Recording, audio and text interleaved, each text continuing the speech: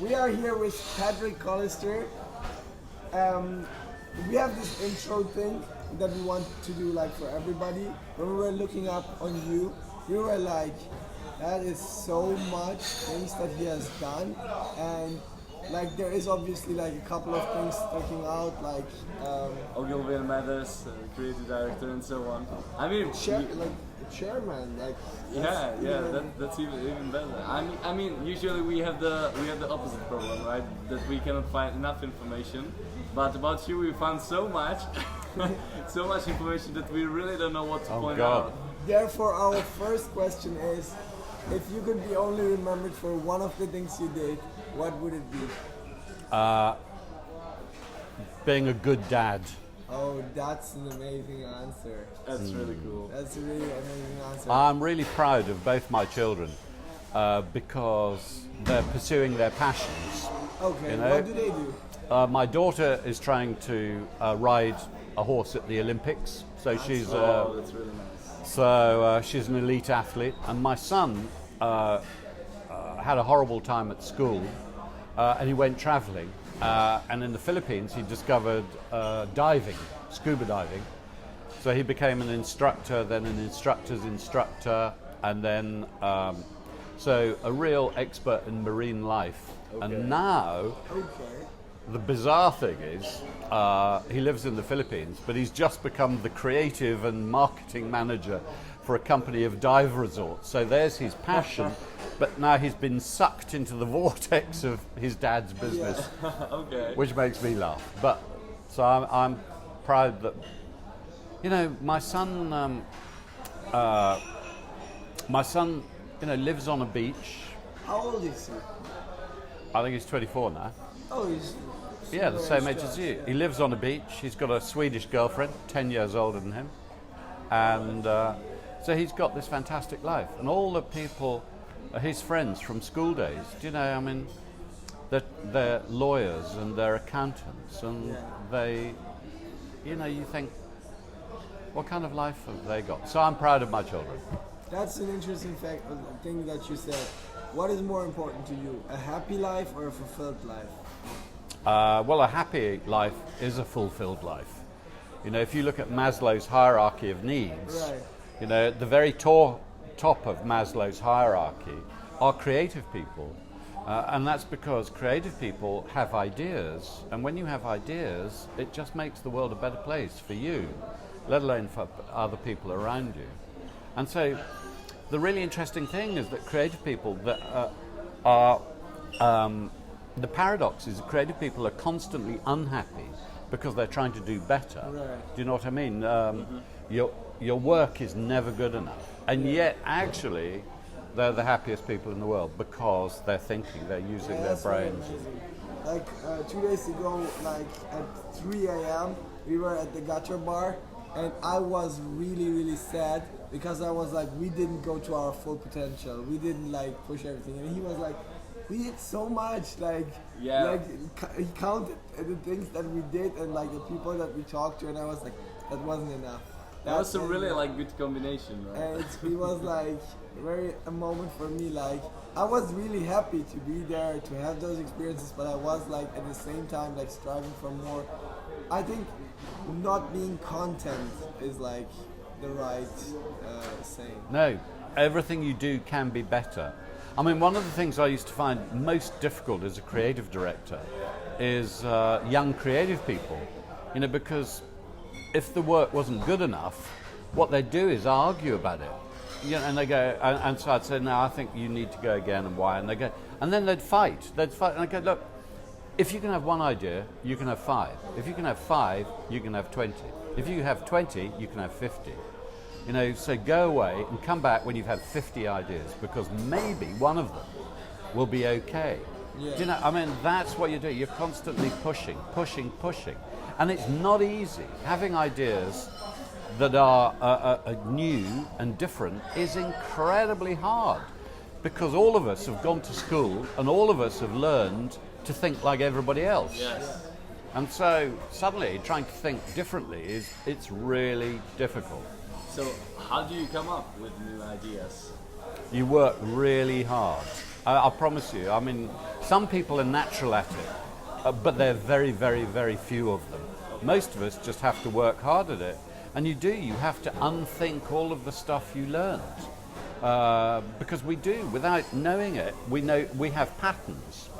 And so what happens is that creative people develop patterns of thought. That's the way you solved a problem before, and now your brain automatically follows those same routes. So you begin to have the same kind of ideas. So my role as a creative director was always to come and break those patterns of thought, break those patterns of thinking. Can you maybe go a little bit into the specifics of what working hard means? Because I think this is like something that is out there. Everybody says work hard, but like what does it really take? What does it mean? What it really means is the power of concentration. So when I was running a big creative department, I used to think that on average, most of the creative people who worked for me had a concentration span of around 10 minutes. And after 10 minutes, they'd stop and go to the loo or pick up a magazine or whatever. And for me, I learned a lesson when I worked with a guy called John Webster, who in the UK was an advertising genius. He's dead now, but he won the Grand Prix here at Cannes for TV year after year. And I was walking past his office when I worked in the agency BMP. I went, "Oh, Patrick, have you got a minute?" I was allowed to go to the loo, but otherwise I was there for 7 hours. And for 7 hours, we just thought about this problem and this brief. And at the end of 7 hours, we had an idea which ended up winning awards. But that's what he could do. That's when I learned what hard work is. It's concentration. And genuinely, most people can't do it.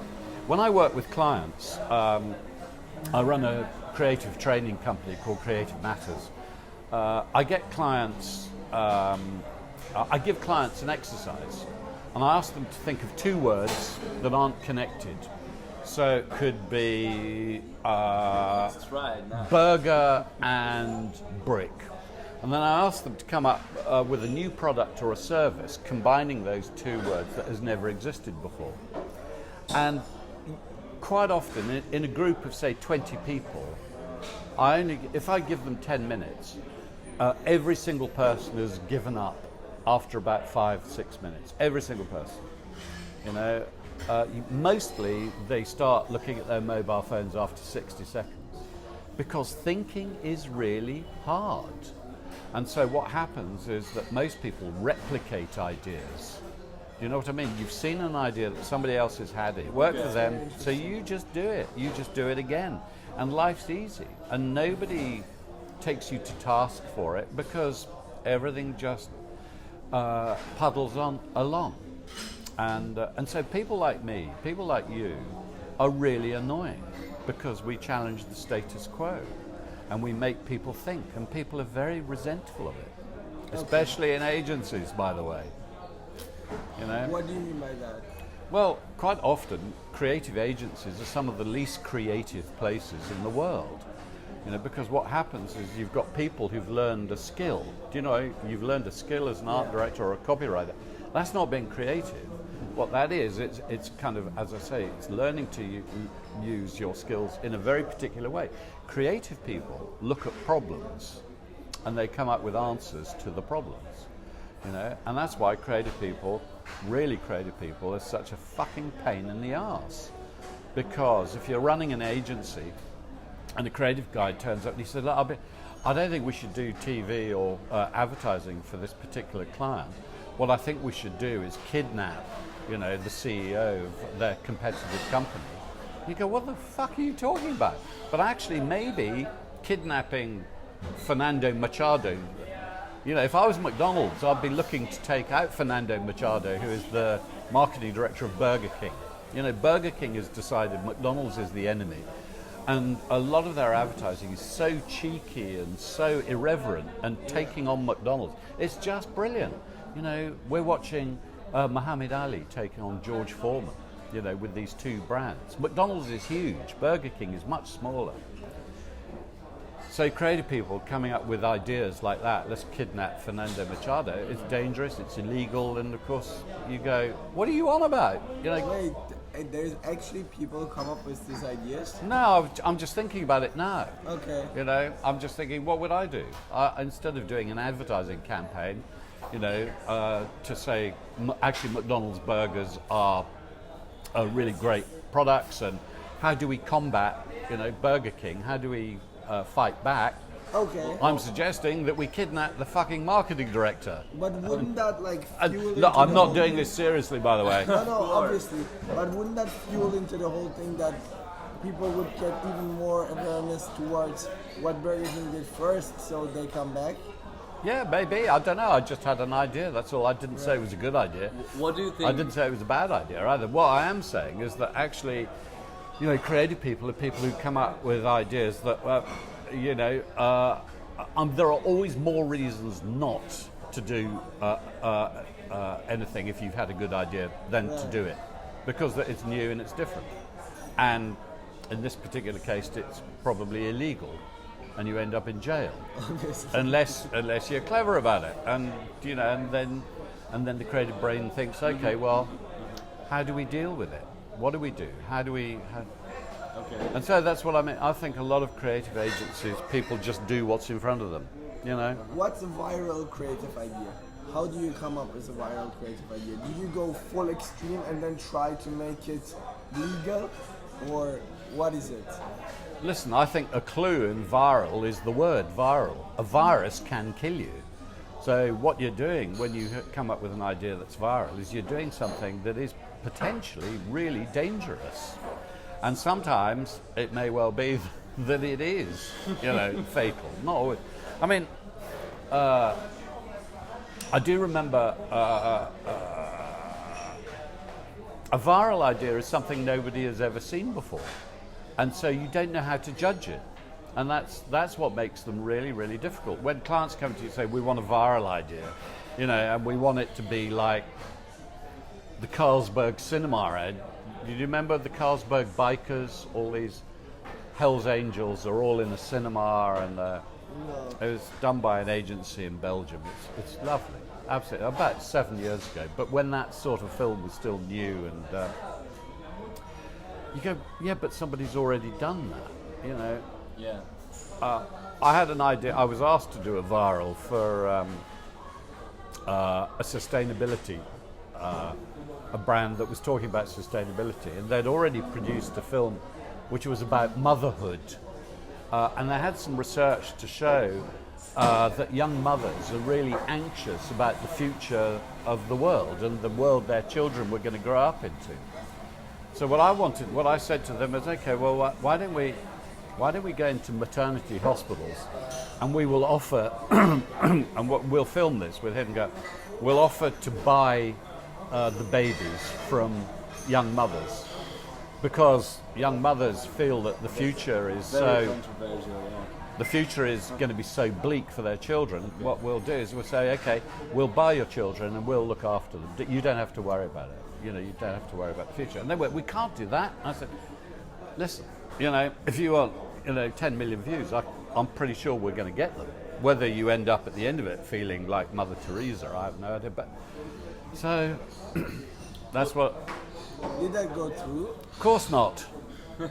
What do They you said- think, what do you think is like the single biggest thing that kills like these creative ideas and the agencies? What? What do you think is like the biggest thing that kills like all these creative ideas and amazing Oh, ideas? fear. Fear. Okay. Yeah, no, totally. What kills creative ideas more than anything is, first of all, your education. Okay. You know, you all went to university, you all learned the same shit as everybody else, and you only feel satisfied when you see that shit being fed back to you. But the second thing that kills creativity is status, you know. So whoever the most important person in the room is will say something, and then they'll defend their position, their status. And that's what happens in meetings.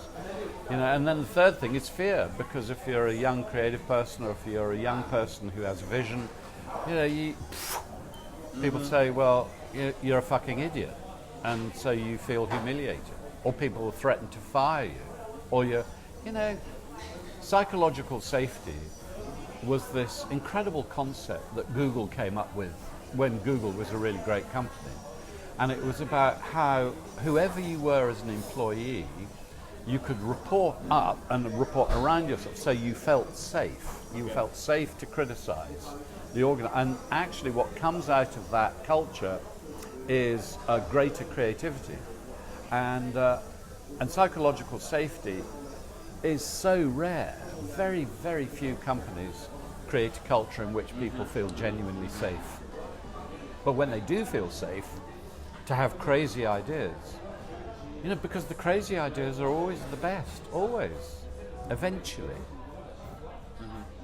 That's so interesting. The thing you said about education, that it's one of the things that kills these ideas. I think usually, and in some cases, it's more important what you unlearn than what you actually learn in school. Yeah, unlearning is very, very difficult. Unlearning, yeah. I mean, it's more about being able to learn like both sides of the topic, so you can stop judging good and bad. So you can actually now start thinking about how can we actually make this idea more interesting and more like discussable, and like give this like let the judging to the viewer and not like give them like the idea of whether this is good or bad. I mean, even with the like stealing babies, like those babies probably would grow up having really, really bad lives. This way, you give them a mother money, so she has a good life, and you like also try to make the child's life as great as possible. So, is it a bad idea or not? We never know, right? No. Well, I mean, I think it's something they used to do back in ancient Greece anyway, so. And what emerged from that, of course, was a very healthy culture, literally a culture. But anyway, yeah. So ideas, ideas cost nothing. But trying to get people to buy ideas is very, very different. It's a question of sales, then, right? Yeah. Yeah, but then on the other hand, I mean, right now, I personally believe that around the world, government is seriously letting down people, and so you see the most extraordinary things happening, and so I think brands really should be getting involved in politics. So for me, I love the fact that we're here in Cannes, and I love the fact that the Colin Kaepernick, Bend the Knee, Nike campaign has won 2 Grand Prix, because at the time when they did that, when Nike did that, people were burning shoes. One retailer in America banned Nike from all of their stores across America. For 2 days, whoever the marketing director was who bought that, must have been bricking it, because it looked as if there was this tidal wave of condemnation. And yet Nike stuck to their guns, just saying, it's unacceptable for people to live in a society that is fundamentally racist, surely. And then what happened is, of course, that the pendulum swung back.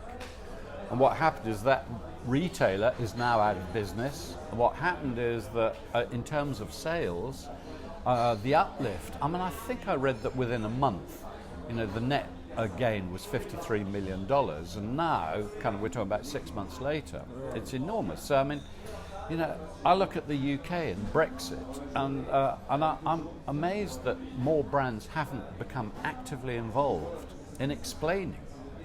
So Jaguar Land Rover, for example, their CEO has said that maybe Jaguar Land Rover will have to stop making cars in the UK with the loss of jobs. And so this is a big threat. And I'm going, well, yeah, but why? Because no industrial... Exactly. And so what happens is that the politicians are all lying to us, they're lying to each other, they're lying about it quite often because they don't know. But if you're the CEO of Jaguar Land Rover, you do know. You have a really clear economic perspective. Well, why aren't they telling us? And so I want to see more brands getting actively involved in things like that. I think the example of Nike is a really good one. They are one of the few brands that actually try things that are very controversial. But behind it there is also a human truth, and this is really difficult for a lot of marketers to bear, which is Nike doesn't want everybody to love it. You know, you, as a person, some people like me and some people think I'm a dick. You know, it doesn't matter because I have a personality that some people will warm to and some people will hate. And that's the same with brands. Some people are going to warm to Nike and everything it represents, others aren't. But you need that sense of personality. That's what the word brand is, for God's sake. It's just a poncy word for personality. And I look around and I see so many brands that have no personality at all. And then you talk to a CMO or a commercial chief commercial officer for a big company, and they say, well, no, everyone is potentially a customer. No, they're not. They're not. You should know who your customer isn't, and then go after them. We don't fucking want you in our stores, you know. But what we do want is the people who are diametrically opposite to you. There are, anyway.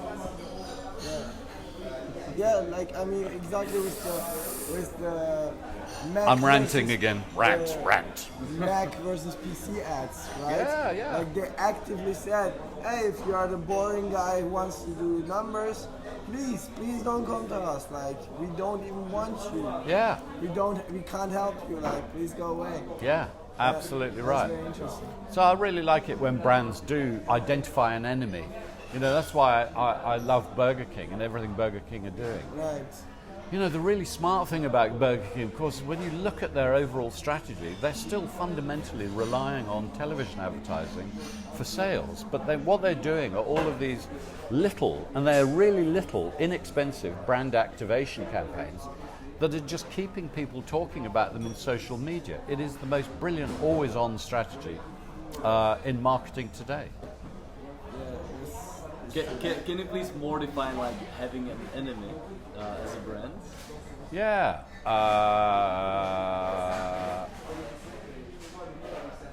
Okay, well they don't do any advertising, but if I was Tesla, I'd be doing all of my advertising attacking Volkswagen. Attacking Volkswagen for A, being lying, cheating, deceiving, diesel, dehumanizing, carcinogenic car makers, you know, because Tesla represents cleanness and purity and ambition, and do you know, that's what I'd be doing. Fuck Volkswagen. That's what my, do you know, really? I mean, Tesla aren't doing any advertising. And, but of course most marketers wouldn't do that, you know, because they're frightened of retaliation. But on the other hand, you know, why not? I mean, it's really dangerous to be in the middle, right? And being neutral, being yellow. Like, I mean, if you're on the right, if you're on the left, if people hate you, if people love you, I mean, people who hate you will talk about you even more. Like, I mean, Volkswagen brand would talk about you even more. So I think it's a really interesting idea to define your enemy. Yeah. From all that you have said, you sound very much like a fan of the whole disruption, and like thinking about how I can like disrupt the industry and like as a brand like get forward in that. What would you say to 25-year-olds who are interested in the whole industry and want to get their way in, but they don't want to go and work for the classical agencies, and they don't want to like directly work inside the brands? What can they do to make a change in this industry? Well, they could do what you're doing now. I mean, you're having a whole load of conversations. You know, my advice to you is if anyone asks you to do something, always say yes. And then you have no idea where you're going to end up. I mean, what I would say is that I came across 3 young designers who left art college. This was in the UK. And the day they got their degrees, they all went and sat in a cafe, go, well, what do we do now? Where do we look for jobs? And one of them said, well, why don't we start a company? They said, well, how do you do that? What do you? But they did, you know, and they're really successful at that. You know, because the truth is they didn't know what they were doing, so they created their own rules. Yeah. And so they just did things the way they thought they should do them, and bit by bit by bit, it all turned out to work out for them. And so that's what I'd say. Why go and work in a big agency where everyone's in silos? Do you know, I find it crazy that in an agency there's something called a creative department. I mean, what? As if only one group of people are entitled to have ideas, you know? And it's almost so, like behind these doors you cannot be creative. Like, this is the department. Yeah, so I mean, what you need to do is to find, you know, you've got clients. You tell me you've got clients around the world. Well, you know, ask them what the problem is and then solve it. Don't say to them, I can give you great programmatic delivery, we can do a split testing of your creative. Go back upstream, tell me what is the business problem you're trying to solve here, because we may be able to help. And then you have ideas, who knows? And if they're really good ideas, then they have intrinsic value. Is there a place for us at Cannes Lions? Or would you say Cannes Lions is like, this is the World Cup, this is the Champions League of advertising? I love the fact that you guys are here. I mean, for me, the really important bit of Cannes that has changed recently has been all of the tents down the Croisette. So Google Beach, Facebook Beach, because it means that there are places for you guys to go now and talk to people and be inspired.